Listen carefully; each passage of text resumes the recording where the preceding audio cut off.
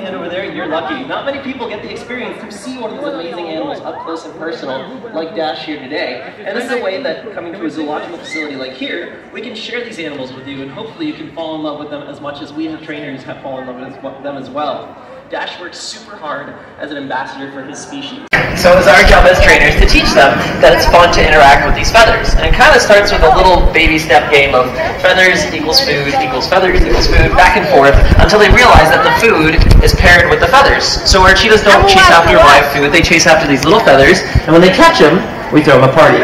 So that's kind of the bridge, or the highlight at the moment of when they are running their fastest. Because to get cheetahs to run really fast, you have to teach them how to use their entire body.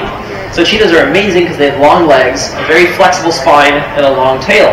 Their claws are even specialized for running because they're like built-in cleats. If you have a house cat at home, or if you've ever seen a tiger or a lion paw, it's a big fluffy paw and then those large sharp claws come out of it. That's a retractable claw because the claws can go back in.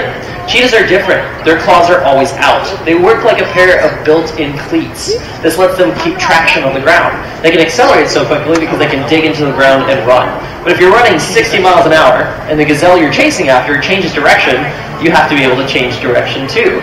So cheetahs will use those claws to grip the ground, and the coolest part is that they use their tail to keep balance. If anyone's seen a cheetah tail before, it's very long and it's got a cute fluffy ball of fur on the end of it. That fluffy ball of fur is not just cute, it serves a purpose. Their tail works like a rudder on a boat. So if they take a left turn or a right turn, they will spin their tail to keep their balance so they don't fall over when they're running. Now if they have to put on the brakes, if they're running really quickly, they will put their tail up into the ground and up into the air. They will dig their feet into the ground to slow themselves down. And if they want to go faster, they get that tail out of the way by keeping out straight to the ground. Our cats had to learn all of this. When we started in different training phases for our training, they had to learn how to be agile because they would tumble, they would bounce off of stuff, and we had to teach them step by step how to be faster and more agile. So the game of chase and catch turned into 20 miles an hour, you get to catch the feather. Next time you come out, 30 miles an hour, 40 miles an hour, and faster until it's at those top speeds. The ears are back, the head is low to the ground, and they are running as fast as they can. That's when we let them catch the feathers. The buckets to the line so they can pull it that knows how to run at 60 miles an hour. What do you think happens if you let them catch those feathers at 30 miles an hour? They don't want to put in the effort the next time. So you get what you reinforce. If you teach them to do something and it worked the last time, why not do it again? So running this machine is actually quite skill-oriented because that machine is operated by a simple remote control. The remote control has a switch for forwards, a switch for backwards, and a button for go. That's it. But the machine is connected to a car battery so it can go faster than a cheetah. It gets very tricky. If the lure is too far ahead, they're not going to want to spend the energy to keep on running because it's a waste of energy. You're not going to catch it. If it's too close, they might catch it for those lower speeds that we were talking about before. So when we run the machine, it's very important that we think of the cheetah's safety. We don't want them running off a ledge or anything. We want to make sure that they're doing it because it's fun and they want to chase after those feathers. And then after they catch the feathers, they can do whatever they like with it. There's no nutritional value to these feathers at all, but they work really hard to catch it. It's been paired with a lot of their favorite things. So sometimes our cheetahs do not want to leave the feathers after they catch it. That's totally fine. We share the same space as a 100-pound pond. We don't take that lightly as trainers. In fact, it's a whole bunch of relationship building. Using this positive reinforcement training, we've built a relationship with all of our cheetahs, and they're all at different levels for every trainer. But it's important that we have a strong enough relationship that we can go into the same space as them, because we don't want to take it lightly that this is a wild animal. Now the relationship we have with them lets us interact with them, lets us train them, but every single day is a different day, so all of our cheetah runs are always different. We never know what's going to happen when our cheetahs come out here to run every day. But it looks like we've got some great weather, the machine is operational and working, and I can see that Dash, our cheetah, is behind the scenes right now, and it looks like he is ready to run. We need to make sure that this machine is operable because we're not that great with technology, but we are good at behavior. So sometimes our machine doesn't really like to work for us, but it looks like it was working here today. And as you can see, as these feathers move back and forth, that's what Dash is going to be chasing after. So now that we're all set up, I have a question for everybody out in front of Cheetah Run here today. Are you guys ready to see a cheetah run? Yeah. A little bit more excited than that. This is the world's fastest land mammal.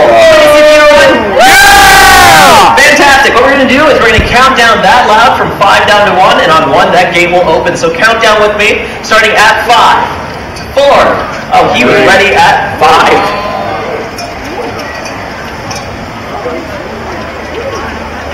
Go, Master, go.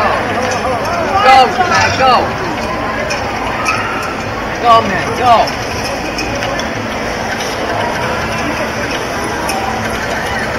And an excellent jump by Dash. He caught those feathers going really fast in the stretch back this way.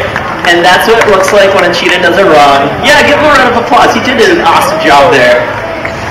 He's like, my feathers, I finally caught them.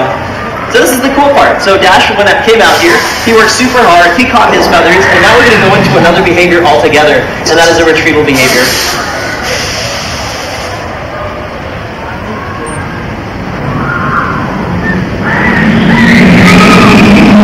Alright, so what we did there was we asked Dash to give us back the feathers. This is a really cool behavior that we've worked on for a while.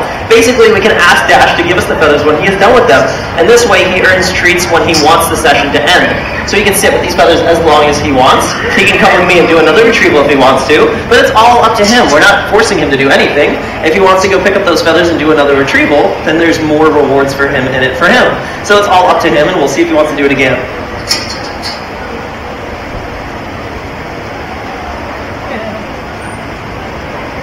So excellent job by Dash. We're going to give him all sorts of his favorite goodies here because we want to make a difference. His second retrieval was even better than his first retrieval.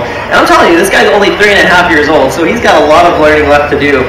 We do have some of his snacks out here with us. We have meat treats, and in this bottle right here is one of Dash's favorite things in the world. If you guys did not know, some cheetahs like to drink out of straws. It's chicken broth heated up with hot water. So this is how we build our relationship, doing fun things, learning new things, and getting to do what a cheetah does best. Has anyone, show of hands, seen a cheetah in person up close before today? No. Only a couple of hands. Fantastic. Out of all those hands that just went up, has anyone seen a cheetah out in Africa? No, I don't see any hands. I see one hand over there. You're lucky. Not many people get the experience to see one of these amazing animals up close and personal like Dash here today. And this is a way that coming to a zoological facility like here, we can share these animals with you, and hopefully you can fall in love with them as much as we the trainers have fallen in love with them as well. Dash works super hard as an ambassador for his species. This way we can see them up close and personal and learn about them, and they can stick around for further generations as well. There's only about 7,000 cheetahs left in the entire world. Let that sink in a little. There's probably more than 7,000 guests in this park right now. So we do need help, they do need more attention, we do need some more love, because being able to protect these animals is one of the many ways that we can protect other animals and expand the knowledge of our natural world. So Dash works super hard to be out here every day, showing off. I did not hear what you just said.